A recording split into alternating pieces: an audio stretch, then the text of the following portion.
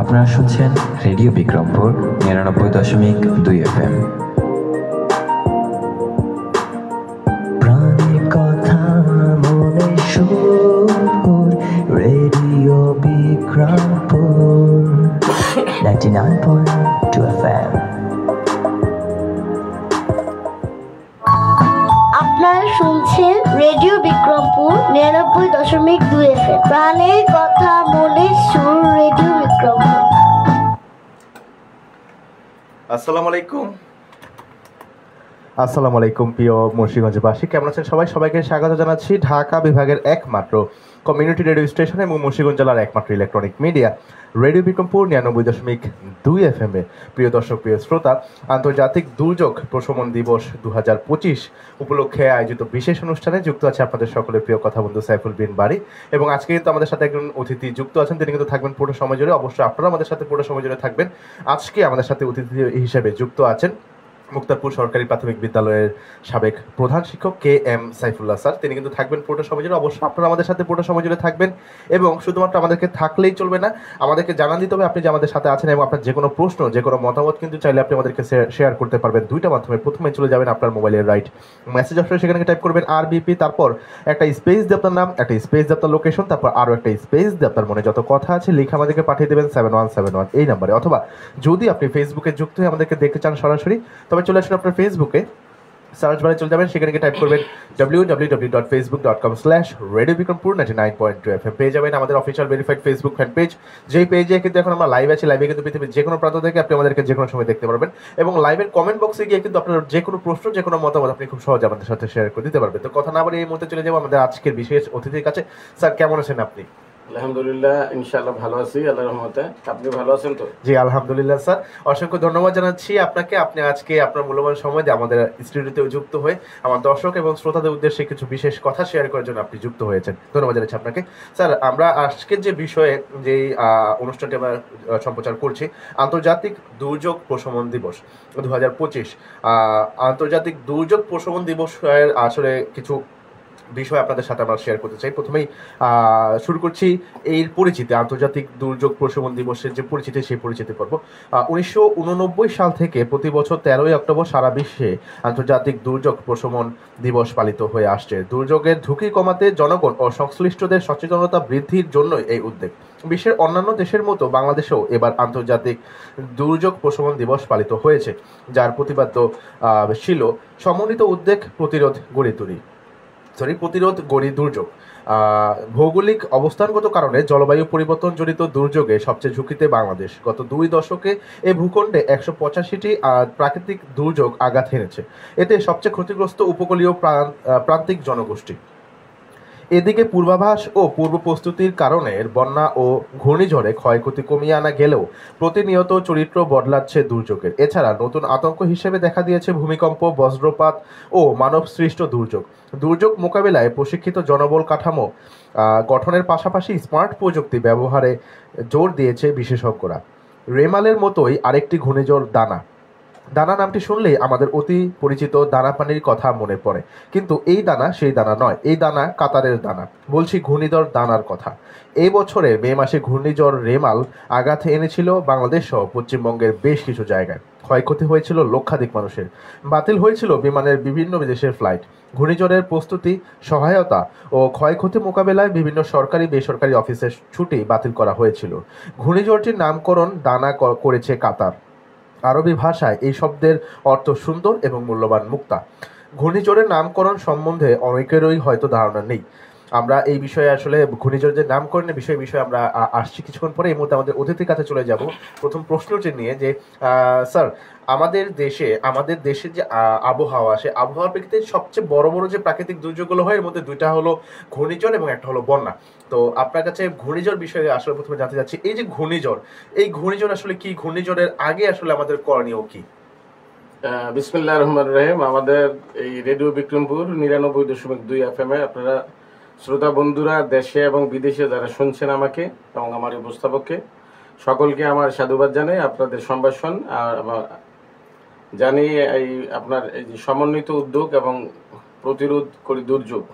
যে আপনার যে প্রশ্নটা আছে ঘূর্ণিঝড় এবং জলোচ্ছ্বাস বিষয়ে, আমরা এই বাংলাদেশের মানুষ ঘূর্ণিঝড় এবং জলোচ্ছ্বাসে আসলে অভ্যস্ত হয়ে গেছে যদিও, কিন্তু এরপরে যে ক্ষয়ক্ষতি, নানান ধরনের ক্ষয়ক্ষতি এবং ক্ষয়ক্ষতির ক্ষতিপূরণ, সেটা কিন্তু একটা দুরূহ ব্যাপার হয়ে যায় আমাদের দেশের জন্য। আমরা তৃতীয় বিশ্বের কথা বলি, এখন উন্নত বিশ্বে আমরা প্রবেশ করার একটা দ্বার প্রান্তে। সেই হিসাবে আমি বলি যে আমাদের দেশে যে সমস্ত দুর্যোগগুলো হয় সে বিষয়ে আমি বলতে চাই কি বিষয়গুলি।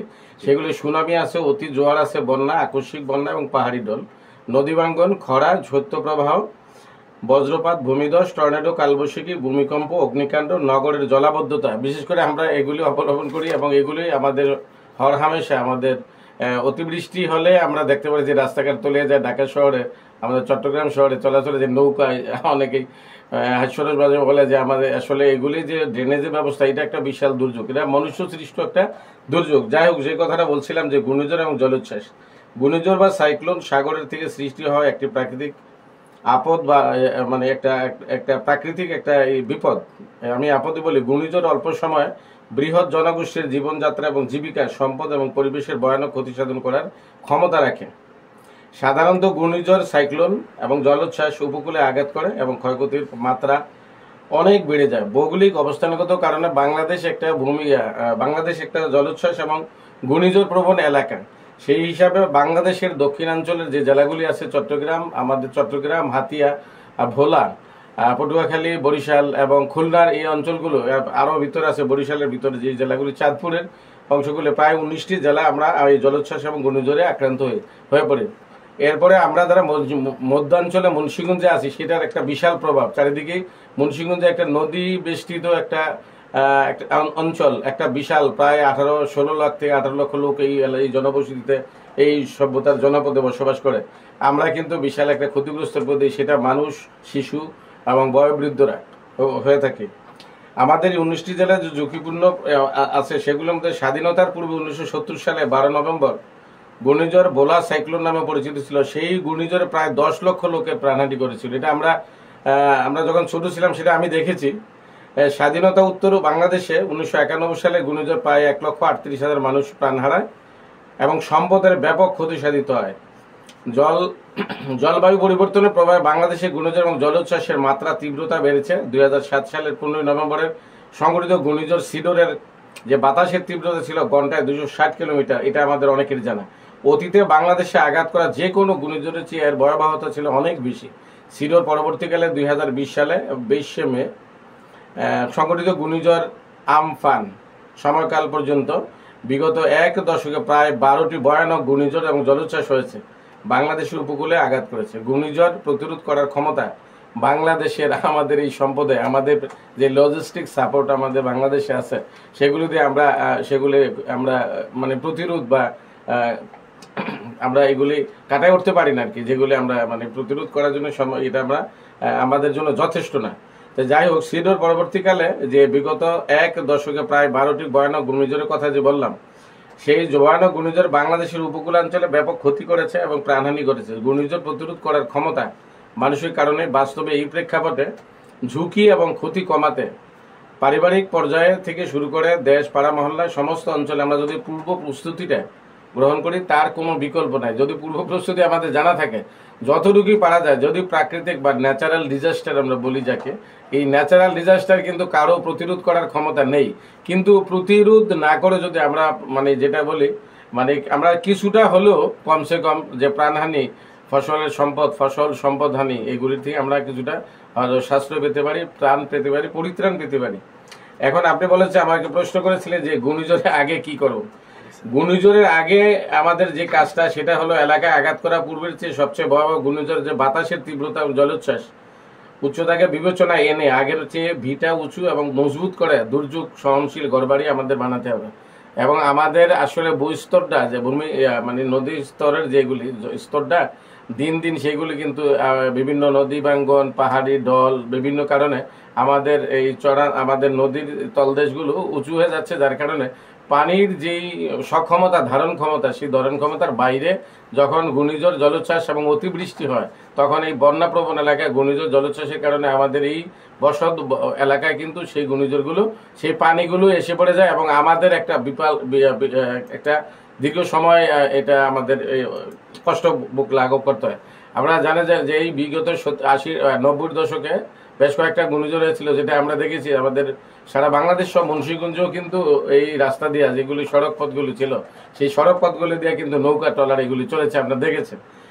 সেগুলিতে এই জন্য আমি বললাম যে আমাদের বসত ভিটাগুলি আমাদের এই মানে প্রতিরোধ আমরা করতে পারি, সেটা যদি উঁচু করে একটু ঘরবাড়িগুলি তৈরি করি, যেমন বিশেষ করে খামারগুলি পশু প্রাণী যেগুলি আমরা পালি সেগুলি যদি উঁচু খামার তৈরি করি, সেটা আমরা করতে পারি। এইগুলি আমাদের করার আগের কথা। তো যাই হোক, এইগুলি করার জন্য সাথে সাথে আমাদের যে বিশুদ্ধ পানির যে একটা বিষয় থাকে, সেই পানির জন্য যে জলের যে একটা মানে বন্যা বা জলোচ্ছ্বাস ইয়ার সময় যে পানির একটা অভাব, মানে পানির যে একটা ক্রাইসিস হয়, সেই ক্রাইসিসটা দুর্যোগ সহনশীল বাড়ি বানাবো। সেই সাথে আমাদের টয়লেট যেখানে আমাদের এটা খাবার, মানুষ লাগলেই খাবার লাগে, পানি লাগে, এই জন্য খাবার এবং পানি এই দুইটা বিশুদ্ধ যদি না হয়, তাহলে রোগ ওই সময় দুর্যোগের সময় মানুষের কিন্তু এই বিষয়টা যদি আমরা যদি অবলোকন না করি, মানুষের যদি জ্ঞাত না করি, মানুষ যদি জানান্তি না দেয় এবং সকলে সার্বজনীনভাবে বিষয়টা যদি আমরা মানে খুব গুরুত্বপূর্ণ সহকারে যদি না নেই, তাহলে কিন্তু আমরা যে পানির আরেক দুর্যোগ যে মানে আমাদের মহামারী, সেই দুর্যোগ কিন্তু আবার কেটে যাবে, যে পানির অভাবে যে পানিবাহিত রোগগুলি আমাদের দেখা দিতে পারে। তো যাই হোক, আমি বলবো যে আমাদের টিউবওয়েলগুলি এই সময়ের জন্য স্বাস্থ্যসম্মত পায়খানাগুলো একটু উঁচু করে তৈরি করতে হবে। দ্বিতীয়ত, বৃষ্টির পানি ধরে রাখার জন্য সকল প্রয়োজনে আমরা ব্যবহার করব। বৃষ্টির পানি আছে যে বিশুদ্ধ পানি, সেগুলি আমরা ব্যবহার করতে পারি। বিভিন্ন আধুনিকভাবে অনেক ব্যবস্থা আছে, আমাদের মায়েরা করে থাকেন। নিরাপদ দূরত্ব বজায় রেখে বসত ভিটার চারপাশে জ্বর সহনশীল গাছপালা যেমন তাল, নারিকেল, সুপারি, যেগুলি বজ্রপাত, সাধারণত বজ্রপাতগুলো সেগুলো শোষণ করে এবং মাটিকে বজ্রপাতকে নিউট্রালাইজ করলে পরে হয় কি, উঁচু যদি আমাদের এই সমস্ত গাছগুলি থাকে, যে নারিকেল গাছ, তাল গাছ, আজকাল তো বাংলাদেশের কোথাও উত্তরবঙ্গের কিছু এলাকায় আমরা দেখেছি, গিয়েছিলাম যেটা রাজশাহী বিভাগের বেশ কয়েকটা জেলায়, যশোর অঞ্চলে দেখেছি, কুষ্টিয়া, এই সমস্ত কয়েকটা অঞ্চলে দেখলাম যে তাল গাছ দুই সারিতে চমৎকার একটা দৃশ্য তৈরি করেছে। সেই সাথে যে ওখানকার মানে বজ্রপাত, যে মানুষ এই বজ্রপাতের সে একটা ভয়ঙ্কর আশঙ্কাজনক যে হারে মানুষ মৃত্যুবরণ করছে, সেইটার থেকে আমরা বেঁচে যেতে পারি যদি তাল গাছ, নারিকেল, সুপারি, এই গাছগুলি, উঁচু গাছগুলি আমরা লাগাই বাড়িতে, রাস্তাঘাটের আশেপাশে।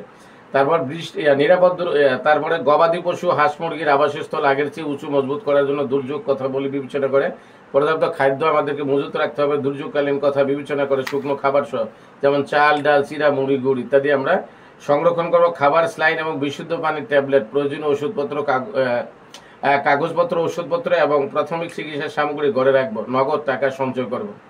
ঘূর্ণিঝড় আশ্রয়কেন্দ্র নিরাপদ আশ্রয়স্থান থেকে রেখে আসবো এবং সেখান থেকে যাওয়ার পথ চিনে রাখবো। পরিবারে গর্ভবতী নারী, শিশু, বয়স্ক, প্রতিবন্ধী এবং অসুস্থ ব্যক্তি থাকে, জরুরি পরিস্থিতি তাদের নিরাপদ স্থানে নেওয়ার পরিকল্পনা করবো। আসলে এই যে জিনিসটা আগেও বলেছিলাম যে আমাদের শিশুরা, আমাদের বয়োবৃদ্ধ মা বোনেরা এবং আমাদের বয়োবৃদ্ধ বাপ চাচারা যারা চলাচল করতে পারে না, এই অসুস্থ মানুষগুলি এবং এই শিশুগুলি আমাদের কিন্তু এক সময় বৃদ্ধরা কিন্তু আমাদের পূর্বসূরি বলি, তারা কিন্তু আমাদের বটগাছ ছায়া, আর যে শিশুরা আগামী প্রজন্ম যে আমাদের দেশকে গড়ে তুলবে। এই দুইটা বিষয় প্রতি আমাদেরকে যত্নবান হতে হবে। অনেকেই যত্নটা আমরা করি না, করে থাকি না, কিন্তু আমাদের মানুষ হিসাবে, মুসলমান হিসাবে আমাদের এই যত্নগুলো করা দরকার। বিশেষ করে আরেকটা বিষয় যে গর্ভবতী মায়েরা, তাদের যে কষ্ট ভাই, এটা কিন্তু আসলে শেষ করা যায় না। একটা মা, গর্ভবতী মাই জানেন, বোনই জানেন তার কি কষ্ট, তার যে আপদ, তার যে একটা দুর্যোগ, এই দুর্যোগের সময়, প্রাকৃতিক দুর্যোগের সময় তার প্রতি একটা বিশেষ বা আমি বলবো যে স্পেশাল একটা নজর দেওয়া, টেক কেয়ার করার ব্যবস্থা করা সব মানুষের। দুর্যোগকালীন কথা বিবেচনা করে যেগুলি বললাম, খাদ্যগুলি, এগুলো আমাদের সংরক্ষণ করতে হবে। ঘূর্ণিঝড় আশ্রয়কেন্দ্র, এগুলিও আমাদের সেখানে আমাদের চিনে জানা রাখতে হবে। পরিবারের গর্ভবতী, বয়স্ক, প্রতিবন্ধী, এই সমস্তগুলির নজর দিতে হবে। এলাকার দায়িত্বে থাকা সরাসরি সরকারি, বেসরকারি এবং স্বাস্থ্যকর্মীদের পরামর্শ অনুযায়ী পানিবাহিত চর্মরোগ এবং কম বেশি তাপমাত্রায় সুস্থতার করণীয় সম্পর্কে পরিবারের সবাইকে সচেতন করব। বিশেষ করে শুধুই যে দুর্যোগ প্রবণ সময় আসলে আমরা এই কাজটা করবো সেটা না, আমরা যদি 12 মাস এই বিষয়টা চর্চা করি স্কুল, কলেজ, ইউনিভার্সিটিতে বা রাস্তায়, আমাদের মুক্ত মাদ্রাসায়, তাইলে কিন্তু শিশুরা, আমাদের এই যে জেনারেশনটা, সেটা কিন্তু তারা জানতে পারে। মানুষ যদি জানে, তাহলে প্রতিরোধের চেয়ে মানে রোগ ব্যবস্থাকরণের চেয়ে যদি প্রতিরোধ ব্যবস্থাটা আগে আমরা দুর্যোগ নিতে পারি, তাইলে কিন্তু আমরা অনেক সুস্থ থাকতে পারি, ভালো থাকতে পারি এবং সম্পদ এবং প্রাণহানি থেকে আমরা বাঁচতে পারি। এইগুলো রেডিও টেলিভিশন থেকে যে 1099 নম্বরে ফোন করে নিয়মিত আবহাওয়া বার্তা শোনার অভ্যাস করব। আমরা জানি যে এখন ডিজিটালাইজ এই সময় যে আবহাওয়ার যে খবর আমাদের কিন্তু মোবাইলে রেগুলার আমরা পাই। তো এই মোবাইলে আমরা অনেক সময় আমরা এই মোবাইলে কিন্তু আমরা ছেলেমেয়েরা, আমাদের স্কুল কলেজের ছাত্রছাত্রীরা, আমাদের মা বোনেরা, আমাদের যারা একটু সচেতন মানুষ আছে বা অসচেতন, আমরা এগুলি অনেক দেখি অন্য সময় অন্য কাজে ব্যয় করি। এগুলি না করে আমরা যদি বিশেষ করে আবহাওয়ার যে আজকে আবহাওয়ার খবর কি আছে, আজকে বৃষ্টি দরবাদল কি হবে, এটা যদি আমরা রেগুলার নিয়মের মধ্যে বা একটা চর্চার মধ্যে আনি, তাইলে মোবাইলের যে চর্চা আমাদের দেশে চলছে এখন পড়াশোনা বাদ দিয়ে, এই বাদ না দিয়ে এটা পড়াশোনা তো করতেই হবে। মোবাইলের ব্যবহারটাও যে জন্য চালু করা হয়েছে যে মানুষের কল্যাণের জন্য, সমাজের কল্যাণের জন্য, দেশের কল্যাণের জন্য এবং যোগাযোগ ক্ষেত্রে যেই যুগান্তকারী আমরা পদক্ষেপ, যার কারণে আমি এখন কথা বলছি, সারা দুনিয়ার মানুষ, সারা বাংলাদেশের মানুষ কিন্তু শুনতে পারতেছে এই ডিজিটাইজের কারণে। এটি হলো তার সুফল। কিন্তু আমরা যে কুফলটা যে কথাটা বললাম, যে এই কুফলটা থেকে যদি আমরা বাঁচতে পারি, এবং এই দুর্যোগ এটাও কিন্তু এই যে বেশি দেখা, যে অপব্যবহার করা না, এটা কিন্তু একটা দুর্যোগের মধ্যে পড়ে। এখানে যদিও প্রাকৃতিক দুর্যোগের কথা বা জলোচ্ছ্বাসের কথা বললেন, আর আমি এখানে মোবাইলের কথাটা বললাম, যে এটা কিন্তু আমাদের সমাজে, আমাদের দেশে এই এখন একটা বিশাল দুর্যোগ। এই দুর্যোগটাও কিন্তু এখন একটা প্রকট আকার ধারণ করছে। আমাদের সেদিকে নজর দিতে হবে, আমাদের গার্জিয়ানের, অভিভাবকের, আমাদের বয়োজ্যেষ্ঠ যারা আছেন তাদেরকে। স্থানীয় দুর্যোগ ব্যবস্থাপনা কমিটি যে আপৎকালীন পরিকল্পনা সম্পর্কে জানবে এবং সে অনুযায়ী আমরা পারিবারিক প্রস্তুতি গ্রহণ করব। দুর্যোগ, নারী শিশু নির্যাতন প্রতিরোধে স্থানীয় পুলিশ প্রশাসন, মেম্বার, চেয়ারম্যান সহ সংশ্লিষ্ট সরকারি বেসরকারি সকল কর্মকর্তাদের সমন্বয়ে আমরা তাদের ফোন নম্বর সংরক্ষণ করব এবং প্রয়োজনে আমরা সেগুলি ব্যবহার করব। ঘূর্ণিঝড় সংকেত, করণীয় সম্পর্কে জানবো এবং বিষয়ে সিপিবি স্বেচ্ছাসেবকদের সহায়তা নেব। এখন আবার দ্বিতীয় প্রশ্নটা আপনি বলেছিলেন যে ঘূর্ণিঝড় চলাকালে, এটা আমি যেগুলি কথাগুলি বললাম সেগুলো ঘূর্ণিঝড়ের আগে এই প্রস্তুতিগুলি আমরা নিব। তাইলে আমরা নিলে পরে ঘূর্ণিঝড় থেকে আমরা কিছুটা লাঘব পাবো, আমাদের ক্ষয়ক্ষতি, প্রাণহানি, মালামাল ক্ষয়ক্ষতিতে কম আমরা বাঁচতে পারবো। এখন ঘূর্ণিঝড় চালু হয়ে গেছে, ঘূর্ণিঝড় যখন চালু, সেই ঘূর্ণিঝড় চলাকালে যে আমাদের করণীয়, সেই এক নম্বর হচ্ছে সিপিবির স্বেচ্ছাসেবকদের সাথে যোগাযোগ রাখবো এবং তাদের প্রচারিত সংকেত অনুযায়ী প্রয়োজনীয় প্রস্তুতি নেব। এইগুলো বিষয়গুলি আরও আছে, যে সেটা হলো মোবাইল ফোনে, যে আমি বলেছিলাম আগে যে 1050 নম্বরে, 1090 নম্বরে, মানে 1090 নম্বরে ফোন করে এবং রেডিও টেলিভিশনের ঘন ঘন আবহাওয়ার সংবাদটা শুনবো এবং জ্বরের হালনাগাদ তথ্য সম্পর্কে নিজে জানবো এবং আমার পরিবারকে জানাবো, আমার দেশবাসীকে জানাবো, সকলকে জানানোর চেষ্টা করব, অবগত করো। প্রয়োজনীয় মূল্যবান সামগ্রী যেমন নগদ অর্থ, স্বর্ণলঙ্কার, ডিবিজিডি, বিজিডিএফ কার্ড, জাতীয় পরিচয়পত্র এবং মুক্তিযোদ্ধার সনদ, ব্যাংকের কাগজপত্র এবং প্রয়োজনীয় যত শিক্ষা সনদগুলি, আপনার প্রয়োজনীয় যে সমস্ত দলিলপত্রগুলি, আপনার ডকুমেন্টসগুলি আছে, সেগুলি আমরা সংরক্ষণ করবো। এবং আমি নিজে যেরকম সংরক্ষিত থাকি বা বাঁচার চেষ্টা করি, ওই সম্পদগুলিও কিন্তু আমি যে সম্পদের কথাগুলি বললাম, এই সম্পদগুলি আমি বাঁচলে এই সম্পদ বাঁচবে, আর আমি না বাঁচলে সম্পদ বাঁচবে না, সেটা একটা কথা থাকে। তবুও বলা যে আমাদের জেনারেশনের জন্য এগুলি সংরক্ষণ করাটা আমাদের জরুরি। এই বিষয়ে আমরা যারা সচেতন আছি, যারা সচেতন না, তাদেরকে আমরা সচেতন করার চেষ্টাটা করব। শুকনো খাবার যেমন চিরা, গুড়, মুড়ি, নারিকেল ইত্যাদি সুপেয় নিরাপদ পানি এবং পানি সংরক্ষণ করব। জ্বরের পরেও প্রয়োজন হতে পারে এমন জরুরি সামগ্রীগুলো মাটিতে পুঁতে, পুকুরে ডুবিয়ে অথবা শক্ত গাছের সাথে বেঁধে রাখবো। আশ্রয় কেন্দ্রে যাওয়ার সময় শিশুদের জন্য প্রয়োজনীয় খাদ্য, পোশাক, ঔষধ, খেলনার সাথে নেব। নিচু জায়গায় স্থাপন করা টিউবওয়েলগুলো খুলে পাইপ লাগিয়ে মানে বড় করবো এবং প্রয়োজনে সেগুলি পলিথিনের মুখ দিয়ে বেঁধে রাখবো। জলোচ্ছ্বাস এবং জল নেমে গেলে সেগুলি আবার ফিরে ব্লিচিং পাউডার এবং অন্যান্য যে প্রতিরোধক যে ডিটারজেন্ট আছে, সেগুলো দিয়ে আমরা পরিচ্ছন্ন করে সেটি ব্যবহার করা আবার চালু করতে পারবো। বিপদ সংকেত 2 নম্বরে 2 পতাকা পাওয়ার সাথে সাথে পরিবারের যদি শিশু, গর্ভবতী নারী এবং বয়স্ক, প্রতিবন্ধী, অসুস্থ ব্যক্তি থাকে, তবে তাদের নিরাপত্তা দ্রুত সরিয়ে নিয়ে দেওয়ার ব্যবস্থা করব। তাদেরকে আশ্রয়কেন্দ্রে নিয়ে যাব এবং নিরাপদ আশ্রয়স্থলে তাদের প্রয়োজনীয় সেবা প্রদানে নিরাপত্তা কার্যকর পদক্ষেপ নেব। মহাবিপদ সংকেত 3, যখন পতাকা টানানো হয়, যে মহাবিপদ সংকেত 3 পাওয়া মাত্র আমার পরিবার পরিজন সহ আশ্রয়কেন্দ্রে নিরাপদ আশ্রয়ে যাব। আশ্রয় কেন্দ্রে নিরাপদ আশ্রয়স্থান যাওয়ার সময় শুকনো খাবার, পানি, প্রয়োজনীয় ঔষধপত্র, টর্চ লাইট, রেডিও, দিয়াশলাই, ম্যাচ যেগুলি আছে সেগুলি ইত্যাদি আমরা সাথে রাখবো। ঘূর্ণিঝড়ের ক্ষতিগ্রস্ত পরিবারের নারী এবং কিশোরী প্রতি আমরা সকল প্রকার হয়রানি, সহিংসতা, নির্যাতন, অপহরণ এবং পাচার প্রতিরোধে সংশ্লিষ্টদের সাথে যোগাযোগ রাখবো। প্রয়োজনে 109 এবং 999 বা যে 999 এই নাম্বারে ফোন করে না যোগাযোগ রাখবা, তাদের সাথে সংযোগ করে তাদের সহায়তা নেব, শুরু করার চেষ্টা করবো। একটা কথা বলতে চাই এই প্রসঙ্গে, যে আমরা দেখি যে আমি একটা কষ্টের কথা বলবো ভাই, জানাজা পড়তে গেছি এক জায়গায়, অনেক এক মুক্তিযোদ্ধা, এই টঙ্গিবাড়ি আমার এক আত্মীয় রিলেটিভস গত কদিন আগে, সেই জানাজার মধ্যে বলতেছে একজনের মোবাইল নিয়ে গেছে, তো আরেকজনের মাইকটা বলতেছে যে মোবাইল, জানাজার দাঁড়ায় গেছে। এই সময় এক শ্রেণীর লোক দুর্যোগের সময় কিন্তু ঠিক তদ্রুপ চোর এক সময় সবসময়, তারা কিন্তু জানাজাও বোঝে না, নামাজও বোঝে না, দুর্যোগ বোঝে না, মানুষের কষ্ট লাগ বোঝে না, তারা কিন্তু তাদের সেই খারাপ কাজগুলি করার জন্য তারা সব বস্তু থাকে। এই সমস্তগুলি যাতে আমাদের সমাজে না হয়, দেশে না হয়, এটা খুব কষ্টদায়ক। এই জন্য কথাটা বললাম, এই যে নামাজ পড়তে একজন চোর, সবাই বলতেছে মোবাইল সাবধান, টাকা সাবধান, পকেট সাবধান, কিন্তু এই সাবধানতাটা তো ভাই সব মানুষের জন্য। এখন এই দুর্যোগ আসলে কি চোর বাঁচতে পারবে, বাটপার বাঁচতে পারবে, কেউ বাঁচতে পারবে? এই দুর্যোগের সময় আমাদের দরকার পরস্পরের সমন্বিত প্রচেষ্টা। এখানে আপনি হেডলাইনে বলছেন যে সমন্বিত প্রচেষ্টা, উদ্যোগ আমরা যদি গ্রহণ করি, তাহলে সকলের এই মানসিকতাটা তৈরি করার জন্য সমাজে, মহল্লায় আমরা সেই চেষ্টাটা করবো ইনশাল্লাহ সকলেই। তারপরে তৃতীয় প্রশ্ন আপনার ছিল আরেকটা, এটা এই বিষয়ে বলা যায় যে স্থানীয় দুর্যোগ ব্যবস্থাপনা প্রত্যেক জেলায়, প্রত্যেক এলাকায় আছে। সেই দুর্যোগ ব্যবস্থাপনা যে কমিটি আছে, কমিটির লোকজনদের সাথে সরকারি, বেসরকারি বা স্বেচ্ছাসেবকের ভিত্তিতে যারা কাজ করে থাকেন তাদের সাহায্য সহযোগিতা নেব, এবং আমরা আমাদের পারিবারিক প্রয়োজনে যত কিছু প্রস্তুতি গ্রহণ করার দরকার আমরা সেগুলি করব। এটা হলো ঘূর্ণিঝড়ে চলাকালীন সময়ের ব্যবস্থাগুলি বললাম। এখন আপনার তৃতীয় প্রশ্নের জবাবে আমি বলছি, সেটা হলো, আমি আসছি আপনার কাছে। ধন্যবাদ জানাচ্ছি স্যারকে। প্রিয় দর্শক, প্রিয় শ্রোতা, আপনারা শুনতে পাচ্ছেন ঢাকা বিভাগের একমাত্র কমিউনিটি রেডিও স্টেশন, মুন্সিগঞ্জ জেলার একমাত্র electronic media radio Bikrampur 99.2 FM এর বিশেষ অনুষ্ঠান, আন্তর্জাতিক দুর্যোগ প্রশমন দিবস উপলক্ষে আয়োজিত বিশেষ অনুষ্ঠান। আজকে আমাদের সাথে অতিথি হিসেবে স্টুডিওতে যুক্ত আছেন মুক্তাপুর সরকারি প্রাথমিক বিদ্যালয়ের সম্মানিত সাবেক প্রধান শিক্ষক জনাব KM সাইফুল্লাহ স্যার। তিনি কিন্তু আমাদের সাথে পুরো সময় জুড়ে থাকবেন। অবশ্যই আপনারা আমাদের সাথে পুরো সময় জুড়ে থাকবেন, এবং আমাদের সাথে শুধু থাকলেই চলবে না, আমাদেরকে আপনার মনে কথাগুলো জানাতে হবে, আপনার প্রশ্নগুলো আমাদেরকে করতে পারেন। স্যারের কাছে যদি আপনার কোনো কিছু জানার থাকে, আপনি সেই বিষয়টা আমাদের সাথে শেয়ার করতে পারেন। তার জন্য আপনাকে যেটা করতে হবে, প্রথমে আপনাকে চলে যেতে হবে আপনার মোবাইলের রাইট মেসেজ অপশনে, সেখানে টাইপ করতে হবে RBP, তারপর একটা স্পেস দিয়ে আপনার নাম, একটা স্পেস দিয়ে আপনার লোকেশন, তারপর একটা স্পেস দিয়ে আপনার মনে যত কথা আছে লিখে আমাদেরকে পাঠিয়ে দেবেন 7171 এই নাম্বারে, অথবা চলে আসুন আপনার ফেসবুকে, সার্চ বারে চলে যান, সেখানে টাইপ করুন www.facebook.com/রেডিও বিক্রমপুর 99.2 FM। পেয়ে যাবেন আমাদের official verified Facebook fan page, যেই পেজ থেকে কিন্তু এখন আমরা লাইভে আছি। লাইভে কিন্তু আপনি আমাদেরকে সরাসরি দেখতে পারবেন পৃথিবীর যে কোনো প্রান্ত থেকে। দুর্যোগ বিষয়ক আপনার যে কোনো প্রশ্ন কিন্তু আপনি চাইলে আমাদেরকে করতে পারেন এই লাইভের কমেন্ট বক্সে গিয়ে, আমরা কিন্তু অবশ্যই সেই প্রশ্নের উত্তরটা দেওয়ার চেষ্টা করব।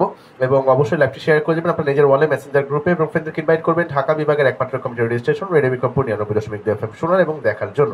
তো আমরা স্যারের কাছে ফিরবো, তার আগে আমরা আসলে দুর্যোগ প্রশমন দিবস কিছু বেসিক আলোচনা আমরা করেছিলাম, আরেক কিছু বেসিক আলোচনা করব খুব স্বল্প সময়। আমরা পূর্বের সেগমেন্টে আসলে বলেছিলাম যে আন্তর্জাতিক দুর্যোগ প্রশমন দিবসটা আসলে কেন। আমরা এখন আসবো যে এই যে দুর্যোগ, আমরা যে ঘূর্ণিঝড়টা আমাদের দেশে হয় বা বিশ্বের বিভিন্ন দেশে ঘূর্ণিঝড় হয়, এই যে ঘূর্ণিঝড়ের নামকরণ, সেই নামকরণের ইতিহাসটা আমরা সংক্ষিপ্ত ভাবে জানবো। ঘূর্ণিঝড়ের নাম দেওয়ার রীতিটা আসলে চালু হয়েছিল 2000 সালের পরে। আপনার এটা চালু করেছিল ওয়ার্ল্ড মেটেরোলজিক্যাল অর্গানাইজেশন WMO ও united nations economic and social commission for এশিয়ার সদস্য দেশগুলো। WMO অধীন জাতিসংঘের এশিয়া প্রশান্ত মহাসাগরীয় অঞ্চলের সমুদ্রবর্তী 13টি দেশের আবহাওয়াবিদদের সংস্থা এক্সকেপ ঘূর্ণিঝড়ের নাম দিয়ে থাকে। নাম ঠিক করার সময় বেশ কিছু জিনিস মাথায় রাখতে হয়, যেমন কোনো গোষ্ঠী বা কোনো ধর্মীয় গোষ্ঠীকে যাতে আঘাত করে এমন কোনো নাম গৃহীত হবে না। একবার ব্যবহার করা নাম আর ব্যবহার করা যাবে না। প্রতিটি দেশ নাম প্রস্তাব করার সুযোগ পায়। এই 13টি দেশের কাছ থেকে আগাম পূর্বাভাস ও সতর্কবার্তা পাঠানো হয়। ঘূর্ণিঝড়কে চিহ্নিত করার জন্যই নামকরণ প্রথা চালু করা হয়েছে। ঘূর্ণিঝড়ের নাম গ্রহণ করা মানুষের পক্ষে মনে রাখা সহজ করে তোলে। এই নামের সাহায্যে প্রিন্ট ও ইলেকট্রনিক মিডিয়া, দুর্যোগ ব্যবস্থাপনা বিভাগ, গবেষক, বিজ্ঞানী ও সাধারণ মানুষরা যেন সহজেই এটিকে চিনতে পারে, সেই উদ্দেশ্যেই আসলে এই নামকরণ করা। নামের মাধ্যমে বুঝিয়ে দেওয়া হয় এটি একটি আলাদা ঘূর্ণিঝড়। এ ব্যাপারে সচেতনতা বাড়াতে, প্রস্তুতি নিতে, বিভ্রান্তি দূর করতে এই নাম কাজে লাগে। ঘূর্ণিঝড় আসলে কোনো অঞ্চলের সাইক্লোনিক সিস্টেম। বিশ্বের সব দেশে গ্রীষ্মমণ্ডলীয় ঝড়ের একইভাবে নামকরণের রীতি চালু আছে। ইংরেজি বর্ণমালার 21টি অক্ষর ব্যবহার করে ঘূর্ণিঝড়ের নামকরণ করা হয়। শুধুমাত্র Q, X, Y ও Z এই 5টি অক্ষর বাদ দিয়ে নামকরণ করা হয়। সাধারণত 1 বছরের জন্য পর্যায়ক্রমিকভাবে এই নামগুলো প্রস্তাব করা হয়। যদি কোনো বছর 21টির বেশি ঘূর্ণিঝড় দেখা দেয় তবে নামগুলোর সঙ্গে গ্রিক বর্ণমালা যুক্ত করে নামকরণ করা হয়। 2000 সালে ওমানের মাস্কাটে অনুষ্ঠিত পিটিসি এর 27তম অধিবেশনে পিটিসি বঙ্গোপসাগরে এবং আরব সাগরে গ্রীষ্মমণ্ডলীয় ঘূর্ণিঝড়ের নাম ঠিক করতে রাজি হয়। প্যানেলের প্রতিটি দেশ তাদের সুপারিশ পাঠানোর পর পিটিসি তার তালিকা তৈরি করে। তারপর 2004 সালে এই অঞ্চলে ঘূর্ণিঝড়ের নামকরণ শুরু হয়। পিটিসি 2018 সালে ইরান, কাতার, সৌদি আরব, সংযুক্ত আরব আমিরাত এবং ইয়েমেনকেও তাদের সংগঠনভুক্ত করে। তো আমরা আসলে ঘূর্ণিঝড়ের যে নামকরণের যেই ইতিহাস, সেই ইতিহাস কিন্তু জানলাম। আমরা আরেক কিছু বেসিক বিষয় জানবো। এই মুহূর্তে চলে যাবো আমাদের আজকে অতিথির কাছে। স্যার, আমরা ঘূর্ণিঝড়ের আগে এবং ঘূর্ণিঝড় চলাকালীন যখন সতর্ক সংকেত দেওয়া হয়, ঠিক সেই সময়গুলোতে আমরা আসলে কি কি বিষয়ের উপর নজরদারি করবো বা কি কি আমাদের করণীয় সেই বিষয় সম্পর্কে জানলাম। এই মুহূর্তে আপনার কাছে চলে যাবো যে এই যে ঘূর্ণিঝড় এর যদি যখন সংঘটিত হয় তারপরে আসলে আমাদের করণীয় কি, সেই বিষয়ে আপনার কাছে জানতে চাচ্ছি। আগে বলেছি যে প্রাকৃতিক দুর্যোগ বা ন্যাচারাল ডিজাস্টার কাউকে পূর্ব সংকেত দিয়ে আসে না। এটা যে কোনো সময় আসতে পারে, যে সুনামি, ভূমিকম্প, জলোচ্ছ্বাস, আবহাওয়ার যেটা এখন হয়তো বৃষ্টি আমরা দেখলে বলতে পারি যে বৃষ্টি আকাশে, এই পূর্ব আকাশে, পশ্চিম আকাশে সেটা আছে, কিন্তু ঘূর্ণিঝড়ের পরে ব্যাপক যখন ক্ষয়ক্ষতি সাধন হয় তখন সেই ক্ষতি সাধনগুলি আমরা কি করব, এগুলি করার জন্য আমাদের অনেক কাজ আছে। সেটা হলো পরিবারের নিখোঁজ এবং আটকে পড়া সদস্যদের প্রথমে অনুসন্ধান করা, উদ্ধারের জন্য তারা সিপিবির প্রশিক্ষিত যে উদ্ধারকারী দল আছে তাদের সহযোগিতা নেওয়া, এবং এছাড়াও আমাদের যে ফায়ার ব্রিগেড বা যারা এই বিষয়ে রবার স্কাউট বা গার্ল গাইড যারা স্বেচ্ছাসেবার ভিত্তিতে কাজ করে থাকেন বিভিন্ন অঞ্চলে, বিভিন্ন জায়গায়, বিভিন্ন সময়, তাদের সহযোগিতা তারা কিন্তু সবসময় এই কাজগুলি করে থাকে।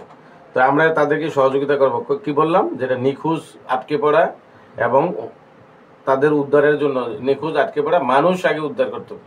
ঠিক আছে, এই যে মানুষকে কোথায় আছে সেই মানুষগুলিকে আমাদের আগে উদ্ধার করতে হবে। সেটা শিশু, বৈধ, যে কেউ হোক, উদ্ধার সিপিবির প্রশিক্ষিত যারা উদ্ধারকারী দল আছে তাদের সহায়তা নিব। পরিবারের ক্ষয়ক্ষতি সম্পর্কে দুর্যোগ ব্যবস্থাপনা কমিটিদের সঠিক তথ্য দিয়ে আমরা তাদেরকে জানাবো, করব। আর পরিবারের যদি নারী, বিশেষ করে যে গর্ভবতী নারী, শিশু এবং বয়স্ক, প্রতিবন্ধী, অসুস্থ ব্যক্তি থাকে, তাদের বিশেষ চাহিদাগুলো পূরণের ব্যবস্থা করবো। সেই যে কথার মধ্যে আমি আগেও বলেছিলাম যে প্রথম প্রশ্নের মধ্যে দুর্যোগের সময় এই লোকগুলি, যেটা এই যে শিশু, নারী, গর্ভবতী নারী, এই তারপর বয়স্ক, প্রতিবন্ধী লোকগুলি, এগুলি কিন্তু আসলে দুর্যোগ। একটা, আমি যেমন সুস্থ মানুষ, আপনি যেরকম সুস্থ, কোনো কিছু হলে হঠাৎ করে লাভ দিতে পারি, সাপ, বিচ্ছু, যে কোনো কিছু দুর্যোগ বা যায়, বাঘ, বিড়াল, এগুলো দেখলে তারা কিন্তু সেইটা কিন্তু করতে পারে না। তারা তখন আমাদের তো উচিত তাৎক্ষণিক দেখার সাথে সাথে এই দুর্যোগের সময়, মানে ন্যাচারাল ডিজাস্টার, যে প্রাকৃতিক দুর্যোগ, জলোচ্ছ্বাস বা ঘূর্ণিঝড়ে, তাদেরকে আগে এটা আমাদের ধর্মেরও একটা কাজ, যে অসুস্থ মানুষকে সেবা করা ধর্মের একটা বড় কাজ। ঠিক এগুলি আমাদের করতে হবে। আর পরিবারের ক্ষয়ক্ষতি সম্পর্কে দুর্যোগ এটাকে জানাবো। আর পরিবারের ক্ষয়ক্ষতি অনুযায়ী ঘরবাড়ি, রেড টিউবওয়েল এবং পায়খানা মেরামত করবো এবং পরিষ্কার পরিচ্ছন্ন রাখবো। এগুলি আমরা পরিষ্কার, ব্লিচিং পাউডার, বিভিন্ন ডিটারজেন্ট আছে যে বিশুদ্ধ করার জন্য, আমরা সেগুলি ব্যবহার করবো, যাতে আমরা এই ঘূর্ণিঝড়ের পরবর্তী সময় বা জলোচ্ছ্বাসের পরবর্তী সময় আরও একটা দুর্যোগ, যেটা মহামারী হয়, কলেরা, টাইফয়েড, আমাশা, এই সমস্ত রোগগুলি হয়, যে পানিবাহিত রোগগুলি, এই রোগগুলি থেকে আমরা বাঁচার জন্য এটাও একটা বড় দুর্যোগ। কিন্তু দুর্যোগের পরে এটা একটা বিশাল একটা দুর্যোগ, এদিকে অনেকের খেয়াল থাকে না। আমাদের যে বিশাল জনসংখ্যার ভিতরে যে আমাদের হাসপাতালগুলো আছে, আমাদের যে ক্লিনিকগুলো আছে, সরকারি বেসরকারি, তারা কিন্তু সব সময় এগুলি সহযোগিতা করে থাকেন, যদিও যেটা আমাদের চাহিদার তুলনায় হয়তো বলে যে আমাদের কম, কিন্তু এই কম আমাদের চলবে না। আমাদের তারা কিন্তু করলে, যদি ইচ্ছা করে, তারা কিন্তু পুরোটাই আমাদের মানুষের সেবায়, কল্যাণে কাজ করতে পারে। আমরা সেই আশাবাদ ব্যক্ত করবো, আমরা সেই ব্যবস্থা করব। নিরাপদ পানি সংগ্রহ করতে না পারলে ধরে রাখার যে পানিগুলি আমরা বৃষ্টির সময় রেখেছি, জনস্বাস্থ্য বিভাগের পরামর্শ নিয়ে পানি ফুটিয়ে বা বিশুদ্ধকরণ যে ট্যাবলেট আছে, সেই ট্যাবলেট দিয়ে আমরা পানি বিশুদ্ধকরণ করে পানি জল পান করব, পানিগুলি পান করব, যাতে বিশেষ করে ওই যে কথাটা বলছে, নারী এবং গর্ভবতী নারী এবং শিশু, বয়োবৃদ্ধ, প্রতিবন্ধী, তাদের দিকে এই খাবারের দিকে, বিশুদ্ধ খাবার, পানি, এগুলির দিকে তাদেরকে একটা ব্যবস্থা করতে, যাতে তারা আরও তারা অসুখে বিসুখে তারা না ভোগে, না হয়। এগুলি গৃহস্থলীর কাজে নারী পুরুষ উভয়কে সহযোগিতা করব। আর মানবিক পুনর্বাসন সহায়তা নিশ্চিত করতে সরকারি বেসরকারি প্রতিষ্ঠানের সাথে যোগাযোগ করব। প্রয়োজনে সামাজিক যে সহায়তা আছে সেই চিকিৎসাটা আমরা দেবো। আমাদের দেশে এই যে মনোসামাজিক যে চিকিৎসা ব্যবস্থাটা সেটা কিন্তু চালু আছে। আমরা দেখি নানান জায়গায় আমাদের গ্রামাঞ্চলে, আমাদের বিভিন্ন অঞ্চলে যে ফ্রি মেডিকেল টিম, ঠিক না, এটা কিন্তু খুব ভালো। যে আমাদের চাহিদার তুলনায় এটা অনেক যদিও কম, এই ফ্রি মেডিকেল টিমটা কিন্তু সংখ্যা আমাদের যে মানবিক ডাক্তার আছে তারা কিন্তু এই সংখ্যাটা আরো বাড়িয়ে দিতে পারে।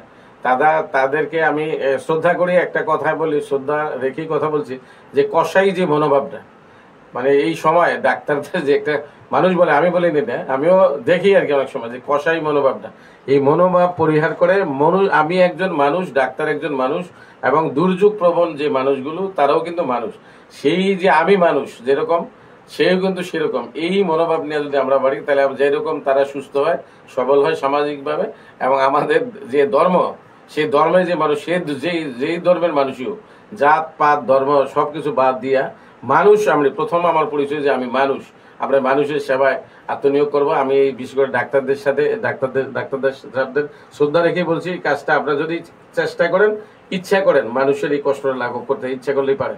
এটা আমার এই বয়স পর্যন্ত আমি দেখছি, অনেক দেখছি, তো আরো দেখতে দেখতে আমি আশা করি আমাদের এই পর্যায়টা যে আপনাদের যে একটা পরিস্থিতিটা এখন দেশে, এই পরিস্থিতি পরিবর্তন করবেন। এটাও কিন্তু একটা দুর্যোগ, এটা একটা মনুষ্য সৃষ্ট দুর্যোগ। আপনারা ইচ্ছা করলে ডাক্তার সাহেবরা, আমাদের চিকিৎসকরা, আমাদের যে সুশিক্ষিত চিকিৎসক, আমাদের মেডিকেলের যে ছাত্রছাত্রী, ইন্টার্নি ছাত্রছাত্রী, নানান ধরনের বড় বড় ডাক্তার আছে, বড় বড় বেসরকারি ক্লিনিক, বিভিন্ন হাসপাতাল দিয়ে তারা বসে আছেন, তারা ব্যবসা বাণিজ্য করেন।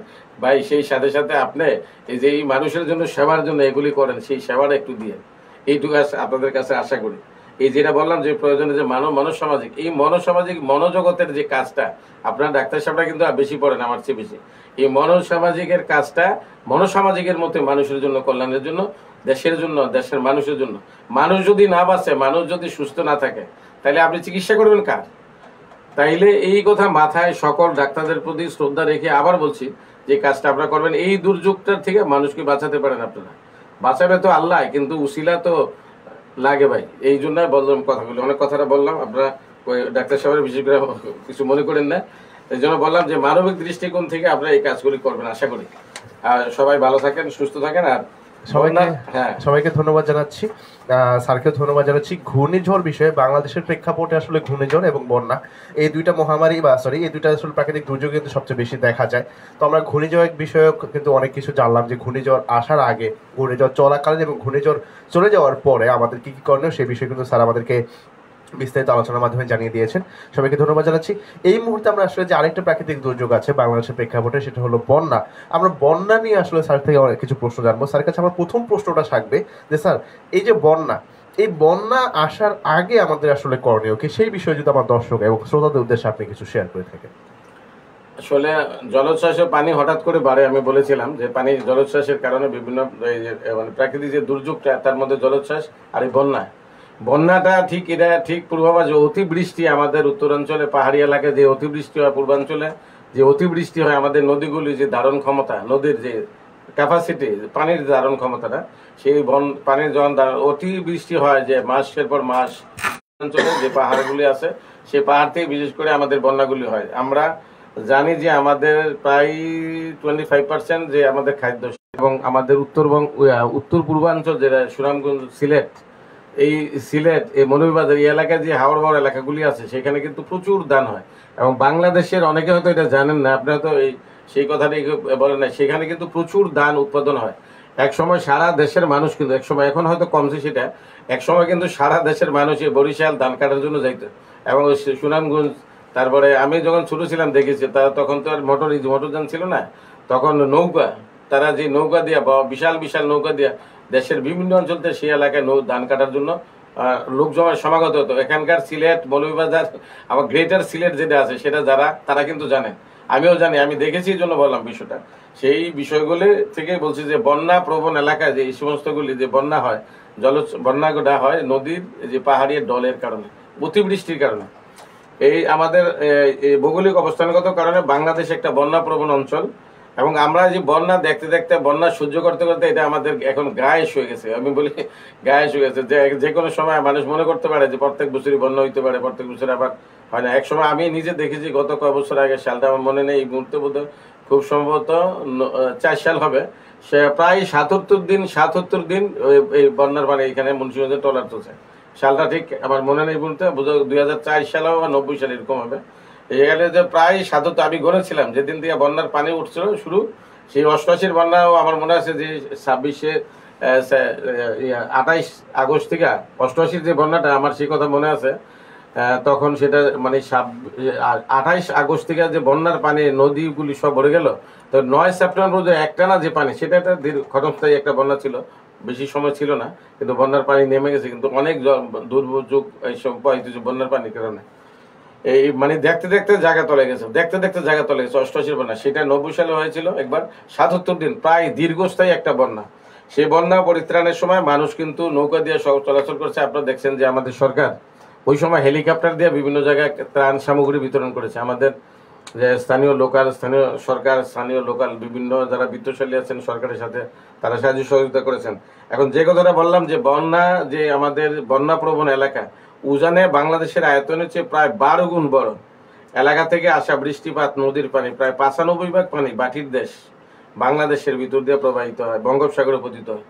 যে কথাটা প্রথমে আমি বলেছিলাম যে আমরা বন্যা প্রবণ দেশ, আমাদের যে নদীগুলি কিন্তু আমাদের উত্তরাঞ্চল, আমাদের উত্তর পূর্বাঞ্চল এবং দক্ষিণ পূর্বাঞ্চল থেকে প্রবাহিত হয়, যার পানি নামার যে সাগরে সে আর কোনো ব্যবস্থা নেই, শুধু আমাদের দেশের মাধ্যম দিয়ে। আর আমরা যারা মুন্সিগঞ্জে আছি এই নদীর পানিগুলি এই পশ্চিম দিকে হলো পদ্মা যমুনার পানি আর শীতলক্ষার পানি, এদিকে ব্রহ্মপুত্র মেঘনা নদীর পানি, সেটা কর্ণফুলীর পানি। কর্ণফুলীর পাশে যে নদীগুলি আছে ডাকাতিয়া, করতোয়া, এই ডাকাতিয়া নদী বা উত্তরবঙ্গে করতোয়া নদী, সেই নদী আরো অনেক নদীগুলি আছে, সেই নদী দিয়ে যে প্রবাহিত হয় তারা কিন্তু সেই ধারণ ক্ষমতার উপর উপচে পড়ে, যার কারণে বন্যাটা হয়। আর যেটা বলছিলাম যে দীর্ঘস্থায়ী বন্যাটা হওয়ার কারণ হলো যে অতিবৃষ্টি মাসের পর মাস, দিনের পর দিন হওয়ার কারণে এটা হয়। আপনারা হয়তো খেয়াল করেছেন যে বাংলাদেশের জন্য বন্যা একটি নিয়মিত আপদ। জলবায়ু পরিবর্তনের প্রভাবে বাংলাদেশের বন্যা ঝুঁকির মাত্রা ক্রমাগতই বাড়ছে। 1988 এবং 1998 সালের বন্যায় যথাক্রমে দেশের 61 এবং 68% এলাকা প্লাবিত হয়েছিল। 2000 থেকে 2020 সাল পর্যন্ত দেশে বেশ কয়েকটি বড় মাত্রার বন্যার ঘটনা ঘটেছে। তার মধ্যে 2004 সাল, 2007 সাল, 2017 সাল, 2020 সালের বন্যার কথা আমাদের অনেকেরই মনে আছে। সাধারণত বর্ষা মৌসুমে, যদিও এখন বর্ষাকাল শেষের দিকে, তবুও বর্ষা দুর্যোগের বিষয়টা আষাঢ় শ্রাবণ মাসে আমাদের দেশের নদ নদীর পানিগুলি বৃদ্ধি পায়, বন্যার আশঙ্কা থাকে, বৃদ্ধি পায়। এবং জলবায়ু পরিবর্তনের প্রভাবে বৃষ্টিপাতের ধরন পরিবর্তনের কারণে, আবহাওয়ার প্রাকৃতিক পরিবর্তনের কারণে এখন আষাঢ় মাসের শুরু থেকে আশ্বিন মাস পর্যন্ত, এখন এই যে আশ্বিন কার্তিক মাস পর্যন্ত বন্যার আশঙ্কা আমাদের দিকে থাকছে। বাংলাদেশের উত্তর এবং পশ্চিমাঞ্চলের, মধ্যাঞ্চলের জেলাগুলো বন্যায় ঝুঁকিপূর্ণ বেশি, যে বিশেষ করে আমি বলেছিলাম যে মানিকগঞ্জ, মুন্সিগঞ্জ, নারায়ণগঞ্জ, এই সমস্ত এলাকাগুলি কিন্তু বন্যা প্রবণে বেশি, এটা আমি প্রথমে বলেছিলাম। যার কারণে আমাদের বেশি সচেতন হতে, বন্যার পানি যাতে আমাদের ক্ষয়ক্ষতি, ফসলহানি, প্রাণহানি না হয় সেই দিকে আমাদের খেয়াল রাখতে হবে। প্রতি বছর নতুন নতুন এলাকা প্লাবিত হচ্ছে, ঝুঁকি বেড়ে যাচ্ছে।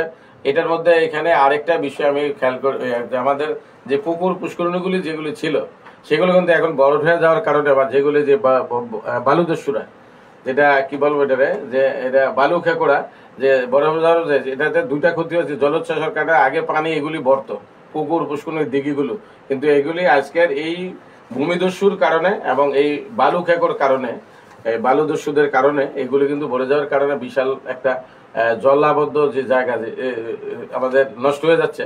সরকার এগুলি বাধা দিয়েও কিছু মানে চেষ্টা করছে আইন করে, কিন্তু সেই কারণে আমরা যেমন দুই দিকে ক্ষতি হচ্ছে, বন্যায় একটা ক্ষতি, আর একটা ক্ষতি হচ্ছে আমরা যে বাইং মাছ, বাইং মাছ, শিং মাছ, মেনি মাছ যদি আমরা বলি, নানান ধরনের যে মাছ, শোল মাছ, আমাদের যে পুষ্টিকর সুস্বাদু দেশীয় যে মাছগুলি, পাবদা মাছ, যে প্রজাতির আমাদের দেশীয় মাছগুলি কিন্তু বিলুপ্তির সাথে সাথে একটা দুর্যোগের সাথে কয়েকটা দুর্যোগ কিন্তু আমাদের ধ্বংস করে দিচ্ছে। এটা আমাদের এদিকে দরকার, এইগুলি হলো বিষয়। আর প্রতি বছর নতুন নতুন এলাকা প্লাবিত হয়, বন্যার ঝুঁকি প্রবণ অঞ্চলের মানচিত্রের পরিধি দিন দিন আরো বিস্তৃত হচ্ছে। বন্যার মাত্রা, তীব্রতা বাড়ার সাথে সাথে বন্যা মোকাবেলা, পারিবারিক পর্যায়ে প্রস্তুতির প্রয়োজনীয়তা ব্যাপকভাবে বৃদ্ধি পেয়েছে। এগুলি আমাদের এই যে বন্যা হয়েছে, বন্যার প্রস্তুতির বন্যার, এখন আমার কথা হচ্ছে যে আমরা এগুলি থেকে কিভাবে পরিত্রাণ পেতে পারি, বন্যার আগে আমাদের কি কি কাজ করতে হবে। যে এলাকায় বন্যা ঘটে যাওয়া পূর্বের ভয়াবহ বন্যার পানির উচ্চতাকে বিবেচনায় এনে আগের চেয়ে ভিটা উঁচু মজবুত করে দুর্যোগ সহনশীল ঘরবাড়ি বানাবো এবং টিউবওয়েল এবং স্বাস্থ্যসম্মত টয়লেট, যেটা আমরা পায়খানা বলি, স্থাপন করবো। এটা হলো বন্যার আগে এগুলো যদি আমরা করি তাহলে আমরা বন্যার সময় এগুলি সুন্দরভাবে ব্যবহার করতে পারবো, আমরা বন্যা থেকে বাঁচতে পারবো। বসত ভিটার ভাঙ্গন প্রতিরোধে বাড়ির আশেপাশে বাঁশ, দোলকলমি, দঞ্চা, কলা গাছ এগুলির গাছ বেশি করে লাগাবো। গবাদি পশু, মুরগি এবং আবাসস্থল পূর্বের চেয়ে ভয়াবহ বন্যার পানির উচ্চতাকে বিবেচনায় এনে আগের চেয়ে উঁচু, মজবুত এবং দুর্যোগ সহনশীল করে বানাবো। মেরামত করবো এবং খাদ্য মজুত রাখবো। আশ্রয়কেন্দ্র, নিরাপদ আশ্রয়কেন্দ্র খুঁজে বার করবো, যেখানে আশ্রয়কেন্দ্র সেখানে যাওয়ার ব্যবস্থা করবো। আমরা একটা জিনিস খেয়াল করেছি যে আমাদের দেশের সরকারি যে প্রাথমিক বিদ্যালয়গুলি আছে, অনেক স্কুলগুলো কিন্তু বন্যার সেন্টার এলাকা কিন্তু হিসেবে তৈরি করেছে সরকার। এটাকে খুব ভালো উদ্যোগ। সেই উদ্যোগে বিভিন্ন সময় বন্যার সময় এলাকার যেমন প্রাণহানি, গবাদি পশু এগুলি তারা সেখানে সংরক্ষণ করতে পারে। সেগুলি অনেকের জানা নাই, এগুলি আমাদের জানতে হবে। বন্যাকালীন সময়ের বিবেচনায় চাল, ডাল, আলু, মিষ্টি কুমড়া, চাল কুমড়া ইত্যাদি খাদ্যশস্য, শুকনো খাবার মজুত রাখবো, নগদ অর্থ সঞ্চয় করে রাখবো। আলগা চুলা, শুকনা জ্বালানি, হারিকেন, গ্যাস জ্বালানি তেল উঁচু স্থানে রাখবো এবং রেডিওর ব্যাটারি এবং ফোনের চার্জার ইত্যাদি প্রস্তুত রাখবো। খাবার স্লাইন, পানি বিশুদ্ধকরণ ট্যাবলেট, ফিটকারি, প্রয়োজনীয় ওষুধপত্র এবং প্রাথমিক চিকিৎসা সামগ্রী ঘরে রাখবো। বন্যাকালীন সময়ে একটা আপদ সাপ, বিষাক্ত যে সাপগুলি সেগুলি ছড়িয়ে ছিটিয়ে পড়ে। তাছাড়া আমরা বাংলাদেশের যে ভৌগোলিক অঞ্চলে আমাদের যে সীমারেখা আছে, সেই সীমারেখা সব বন্যায় প্রবল স্রোতের কারণে ভারতের উত্তরাঞ্চলে যে পাহাড় থেকে পানি নেমে আসে, সেই অঞ্চলে মানে বন্যার কারণে সেখান থেকে কিন্তু শুধু সাপ না, নানান ধরনের বিষাক্ত প্রাণীগুলো আমাদের এই পানির সাথে চলে আসে। এই কারণে আমাদের সবসময় সতর্ক থাকতে হবে। ইদানিং গতকালকে শুনলাম যে আমাদের লৌহজঙ্গে যে কুমিরের যে উৎপাত, সেটাও এখন আজকে দেখলাম পত্রিকায়, সেটা পাহারা দিচ্ছে। এই কুমির ছাড়াও আরো জলের ভিতরে কি আছে আমরা কিন্তু অনেক জানি না। তা আমরা এইদিকে বিবেচনায় এনে আমাদের শিশু সন্তান, আমাদের বয়োবৃদ্ধ যারা নদীতে গোসল করে, ওই সমস্ত নদী যারা ব্যবহার করেন আমাদের এই অঞ্চলে, তারা সব সতর্ক থাকবেন। সবসময় সবার সজাগ দৃষ্টি রাখতে হবে, সতর্ক সর্বদা। বন্যাকালীন সময় সাপের উপদ্রব মোকাবেলায় কার্বলিক অ্যাসিড এবং কার্বলিক অ্যাসিড মেশানো সাবান ঘরে রাখতে হবে। এই কার্বলিক অ্যাসিডে আমি বলছি এই বিষয়ে একটা বলি যে কার্বলিক অ্যাসিডে এখন কিন্তু সেটা নকল হয়ে গেছে। কার্বলিক অ্যাসিড ডাকলে এখন কিন্তু আসলে আমি এটা পরীক্ষা করে নিজে দেখছি, এই কার্বলিক অ্যাসিড বিষাক্ত, সব জায়গায় এই খারাপ জিনিসটা চলছে। এটা মানুষ সৃষ্ট একটা দুর্যোগ। এই দুর্যোগ থেকে নজরদারি আমাদের রাখতে হবে সকলে। পুকুরে খালের পাড়গুলো আমরা উঁচু করে বেঁধে মাছ চাষ করবো। পরিবারের শিশুদের সাঁতার শেখাবো। পরিবারের যদি গর্ভবতী নারী, শিশু, বয়স্ক, প্রতিবন্ধী এবং অসুস্থ ব্যক্তি থাকে তাদেরকে আশ্রয়কেন্দ্র অথবা নিরাপদ স্থানে সরিয়ে নেওয়ার একটা ব্যবস্থা আমরা করব। এলাকার দায়িত্বে থাকা সরকারি বেসরকারি সংস্থার স্বাস্থ্যকর্মীদের পরামর্শ অনুযায়ী পানিবাহিত চর্মরোগ এবং কম তাপমাত্রাজনিত অসুস্থতার করণীয় সম্পর্কে সবাইকে সচেতন। একটা বিষয় দেখেছি যে বন্যার সময় যে আমাদের স্বেচ্ছাসেবক ডাক্তার বা যারা এই কাজগুলি করেন তারা কিন্তু সুন্দরভাবে তারা করেন, কিন্তু তাদের আমরা সহযোগিতা আরো বেশি করে নেব এবং তারা বেশি করে সহযোগিতা করার জন্য আমি অনুরোধ করব। এইগুলো বিষয়গুলি স্থানীয় মেম্বার, চেয়ারম্যান এবং স্থানীয় সরকারি বেসরকারি সেবা সংস্থার কর্মকর্তা এবং কর্মচারীদের নাম, তাদের ফোন নাম্বার, তাদের যোগাযোগ করার জন্য আমরা এটি সংরক্ষণে রাখবো। এই হলো বন্যা চলাকালীন, বন্যার আগে করার একটা কাজ। বন্যা হলো পানি, আমাদের হঠাৎ করে যে পানি বৃদ্ধি হয় সেইগুলি হলে তো বন্যার আগে করবো।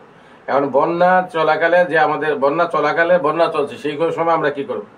মোবাইল ফোনে 1090 নম্বরে আমরা ফোন করে রেডিও টেলিভিশনের খবরের মাধ্যমে নিকটস্থ নদীর পানি বাড়ার হালনাগাদ খবর আমরা এটা কিন্তু অনেক সময় দেখি যে আমাদের আজকে এই এত সেন্টিমিটার পানি, এত বিপদ সীমার এত সেন্টিমিটার নিচে দিয়ে প্রবাহিত, এত সেন্টিমিটার উপর দিয়ে প্রবাহিত হচ্ছে, এগুলি আমরা খবর রাখবো। তাইলে আমরা জানতে পারবো যে উজানে বন্যার পরিস্থিতি কি, বাড়িতে বন্যার পরিস্থিতি কি, সবাই জানতে পারলে এবং তারা এই বন্যার পূর্ব প্রস্তুতিটা মোকাবেলাটা করতে সহজ হয়।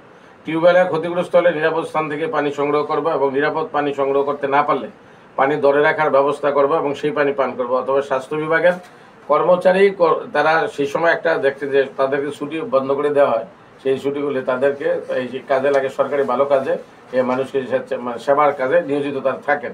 এবং আমি আশা করব তারা আরও বেশি চেষ্টা করবো যাতে দুর্যোগকালীন বা বন্যার সময় আমাদের এই প্রাণহানি এবং আমাদের এই অসুখ বিসুখ যাতে কম হয়। বাড়ির পায়খানা ক্ষতিগ্রস্ত হলে সুষ্ঠু নিষ্কাশন ব্যবস্থা স্বাস্থ্যবিধি মেনে অনুযায়ী অস্থায়ী পায়খানা নির্মাণ করব, সেগুলি ব্যবহার করব। সাপের উপদ্রব প্রতিরোধে কার্বলিক অ্যাসিড এবং কার্বলিক অ্যাসিড মিশ্রিত সাবান টুকরো ঘরের চারপাশে ছিটিয়ে দেব। প্রয়োজনে জিনিসপত্র ঘরের চালের পিঠে পাটাতনের নিচে অথবা উঁচু মাচায় রেখে আসার ব্যবস্থা করব। চলাচলের জন্য নৌকা অথবা ভেলা অথবা এখন যে আমাদের ট্রলার নৌকা যেগুলি চলছে সেগুলি আমরা ব্যবহার করব। গবাদি পশু হাঁস মুরগির উঁচু নিরাপদ স্থানে সরিয়ে নেব। বন্যায় যদি বাড়িঘর তলিয়ে যায়, সম্ভাবনা থাকে তলিয়ে যায়, সম্ভাবনা থাকে তা ডুবে যায়, তবে নিকট আত্মীয় অথবা যারা উঁচু স্থানে আমাদের প্রতিবেশী আছে তাদের জায়গায় আমরা চলে যাব এবং সেখানে আশ্রয়কেন্দ্রে হোক আর তাদের বসবাসের জায়গায় হোক সেখানে আমরা বসবাস করার ব্যবস্থা করব, নিরাপদ স্থানে অবস্থান নেব। পরিবারের শিশু, গর্ভবতী নারী, বয়স্ক প্রতিবন্ধী ব্যক্তি এবং অসুস্থ ব্যক্তি যদি থাকে নিরাপদ স্থানে সরিয়ে নিতে তাদেরকে আমরা সহায়তা করব। আশ্রয়কেন্দ্র নিরাপদ স্থানে পরিবারের নারী, শিশু, বয়স্ক প্রতিবন্ধী, অসুস্থ ব্যক্তিদের প্রয়োজনীয় সেবা প্রদান এবং নিরাপত্তায় কার্যকর পদক্ষেপ ব্যবস্থা আমরা গ্রহণ করব। এই সময় যে কথা আগে বলেছিলাম মোবাইলের কথা, যে দুর্যোগ সময়, এটাও একটা দুর্যোগ, কিন্তু মানুষের সৃষ্ট আরেকটা দুর্যোগ, যে নারী শিশু পাচার।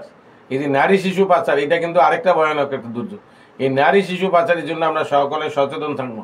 এই সময় তারা কিন্তু, এই দুর্যোগ সময় কিন্তু এই লোকগুলি, এই খারাপ লোকগুলি বেশি সময় সচেষ্ট থাকে এবং খারাপ, তাদেরকে বোধ শক্তির আল্লাহ কবে দিব আমি জানি না। আমি আশা করবো এইগুলি আমাদের বাংলাদেশ থেকে সমূলে ধ্বংস হবে, নির্মূল হবে এবং আমাদের সরকার সেই ব্যবস্থাটা করছে বলে আমি বিশ্বাস করি। এখন আমার সর্বশেষ যে কথাটা আপনি বলছিলেন, যেটা যে বন্যার পরে আমাদের করণীয় কি, যে বন্যার কথা বললাম, যে বন্যার পরে আমরা কি করব। বন্যার পরে যে আমাদের এই বিশাল স্থলভাগ জেগে ওঠে, বাড়িঘর, ক্ষেতখোলা যেগুলি, এগুলি প্রথমত যেখানে আমরা মানুষ বসবাস করি, সেই বন্যা যদি প্লাবিত হয় সেখানে ব্লিচিং পাউডার দিয়ে আমরা সেগুলি পরিষ্কার পরিচ্ছন্ন করবো এবং বসবাসের উপযোগী করে তুলব। এবং পানি, আমি আবার বলি যে পানি এই সব সময়ের জন্যই, পানিটা মানুষ যখন আছে পানির দরকার, আর ওষুধের দরকার, আর দরকারটা কি, খাবারের দরকার। এই বিষয় কয়েকটা বিষয় যদি আমরা থাকে তাহলে আমরা সুস্থ সবাই থাকতে পারবো, ভালো থাকতে পারবো। বন্যার পানি নেমে যাওয়ার সাথে সাথে ঘরবাড়ি ব্লিচিং পাউডার ছিটিয়ে পরিষ্কার করবো এবং ক্ষতিগ্রস্ত টিউবওয়েল পায়খানাগুলি মেরামত করে নেব ব্যবহারের জন্য। শিশুদের উপযোগী খাবার, পরিবারের সকলদের সদস্যদের জন্য খাবারের ব্যবস্থা করব। নারী শিশু, গর্ভবতী নারী, শিশু, বয়স্ক প্রতিবন্ধী, অসুস্থ ব্যক্তিদের বিশেষ ক্ষতি ও চাহিদা পূরণে প্রয়োজনীয় পদক্ষেপ ব্যবস্থা আমরা গ্রহণ করব।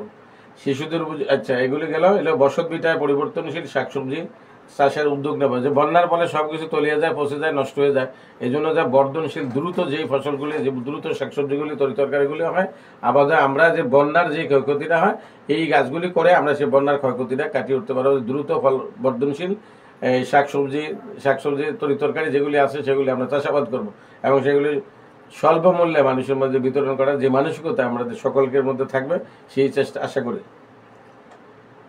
টাইফয়েড, ডায়রিয়া এই সময় একটা আমাশা রোগ, চর্মরোগ এবং রোগ ব্যাধি প্রতিরোধ এই সময় একটা ভয়ঙ্কর আকার ধারণ করে।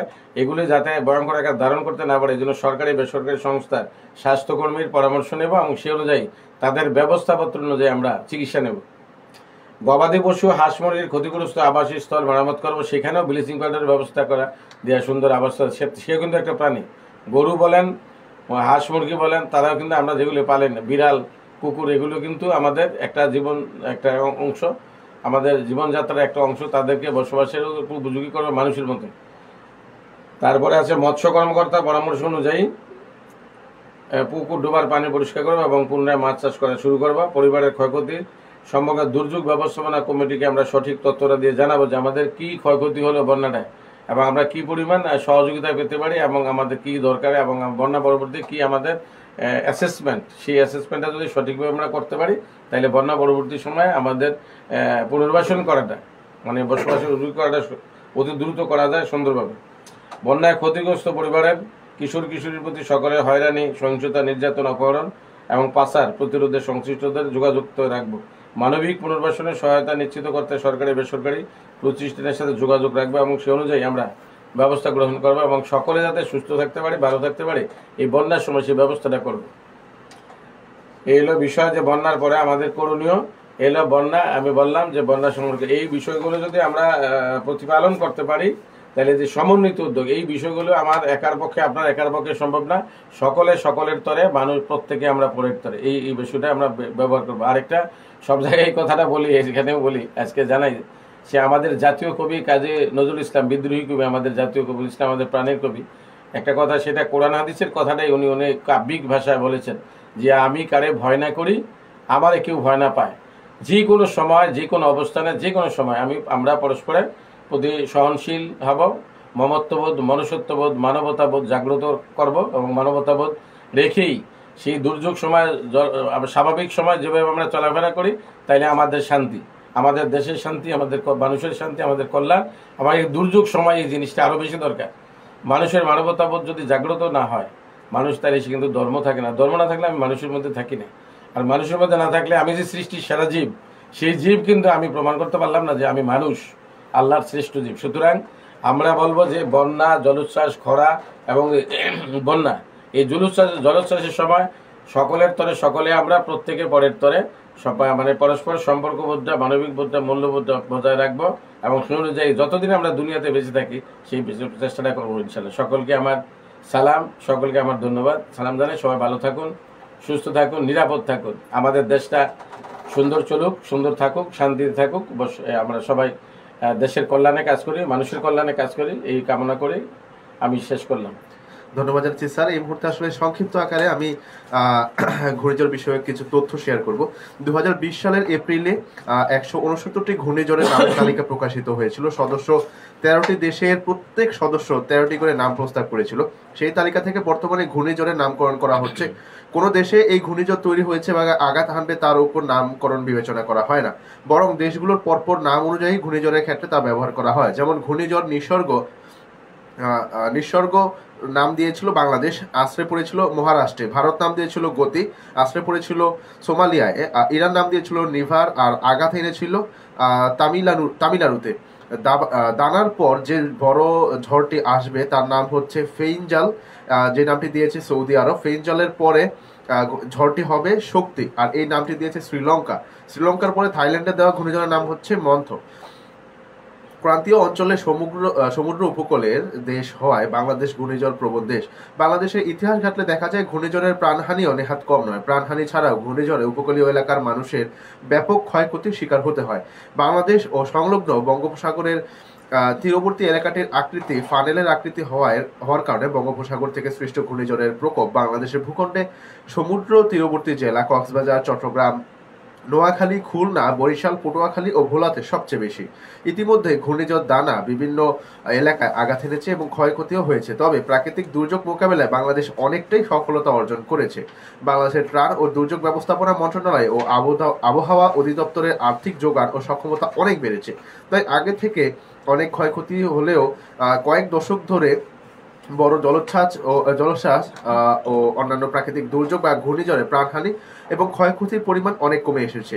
তবে মাঝে মাঝেই অপ্রতিরোধ্য প্রকৃতির কাছে হার মেনে যায় মানুষ। পাহাড়ি ঢল, বন্যা, ঘূর্ণিঝড়, জলোচ্ছ্বাস ও বজ্রপাত সহ নানা ধরনের প্রাকৃতিক দুর্যোগ মোকাবেলায় আমাদের দেশে মাল্টিপারপাস সেন্টার স্থাপন করা প্রয়োজন। যে কোনো প্রাকৃতিক বা মনুষ্য সৃষ্ট দুর্যোগে এসব সেন্টার সাপোর্ট সেন্টার হিসেবে কাজে লাগতে পারে।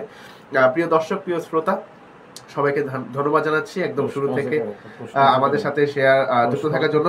অনেকেই আমাদের সাথে যুক্ত আছেন। এখনো কোনো প্রশ্ন আমরা যদিও পাইনি, কিছু কমপ্লিমেন্ট আমরা পেয়েছি। প্রথমে দেখতে পাচ্ছি আমাদের সাথে যুক্ত আছেন মামুনুর রশিদ ভাই, অনেকগুলো ভালোবাসা পাঠিয়েছেন, থ্যাংক ইউ সো মাচ। দেখতে পাচ্ছি আর যে বিপ্লব হোসেন আছেন, আমাদেরকে অনেকগুলো ভালোবাসা পাঠিয়েছেন, থ্যাংক ইউ সো মাচ। আমাদের সাথে যুক্ত আছেন ফারুক জামান, যুক্ত আছেন আমাদের সাথে। Welcome to radio Bikrampur 99.2 FM। তিনি লিখেছেন, খুব বিজ্ঞ এবং ভালো মনের মানুষ, স্যারকে অনেক ধন্যবাদ। আপনাকে ধন্যবাদ জানিয়েছেন জনাব ফারুক জামান স্যার, তিনিও একজন শিক্ষক, তিনি আপনাকে শুভকামনা জানিয়েছেন। অসংখ্য ধন্যবাদ জানাচ্ছি যারা একদম শুরু থেকে শেষ পর্যন্ত আমাদের সাথে যুক্ত ছিলেন। প্রিয় দর্শক, প্রিয় শ্রোতা, আপনারা শুনছিলেন আন্তর্জাতিক দুর্যোগ প্রশমন দিবস উপলক্ষে রেডিও বিক্রমপুর 99.2 FM এর বিশেষ আয়োজন। যে আয়োজনে আজকে বিশেষ অতিথি হিসেবে যুক্ত ছিলেন আমাদের সকলের প্রিয় মুক্তারপুর সরকারি প্রাথমিক বিদ্যালয়ের সাবেক প্রধান শিক্ষক KM সাইফুল্লাহ স্যার। তিনি কিন্তু দুর্যোগ ব্যবস্থাপনা নিয়ে কিন্তু বিভিন্ন বিষয়ে আলোচনা করেছেন। বন্যা এবং ঘূর্ণিঝড়ের আগাম যে প্রস্তুতি, সেই প্রস্তুতি থেকে ঘূর্ণিঝড় বা বন্যা হওয়ার পরবর্তী যেই আমাদের করণীয়, সেই বিষয়গুলো সম্পর্কে তিনি শেয়ার করেছেন। যারা আমাদের সাথে যুক্ত থেকে আমাদেরকে এতক্ষণ শুনেছেন, সবাইকে অসংখ্য ধন্যবাদ জানাচ্ছি। আজকের মতো আমরা এখানে বিদায় নিব। স্যারকে আমি অসংখ্য ধন্যবাদ জানাচ্ছি মূল্যবান সময় দিয়ে আমাদের সাথে যুক্ত হয়ে তার যে জ্ঞান আছে সেই জ্ঞানের ভান্ডার থেকে আমাদের উদ্দেশ্যে কিছু কথা শেয়ার করার জন্য স্যারকে অসংখ্য ধন্যবাদ। স্যার অবশ্যই আমাদের রেডিও বিক্রমপুরের সাথে থাকবেন এবং রেডিও বিক্রমকে সবসময় সাপোর্ট করে যাবেন, এবং আপনারা যারা আমাদেরকে দেখছেন সবসময় আমাদেরকে শুনতে থাকবেন, আমাদেরকে দেখবেন, অবশ্যই আমাদেরকে সাপোর্ট করবেন। তো আজকে আর কথা বাড়াবো না, সবাই ভালো থাকবেন, সুস্থ থাকবেন এবং সবসময় শুনতে থাকবেন ঢাকা বিভাগের একমাত্র কমিউনিটি রেডিও স্টেশন এবং মুন্সিগঞ্জ জেলার একমাত্র ইলেকট্রনিক মিডিয়া প্রাণের কথা মনে সুর রেডিও বিক্রমপুর ৯৯.২ FM। আমি সেবুল আজকের মধ্যে এখানে বিদায় নিচ্ছি। ভালো থাকবেন, সুস্থ থাকবেন, আল্লাহ হাফেজ, আসসালামু আলাইকুম।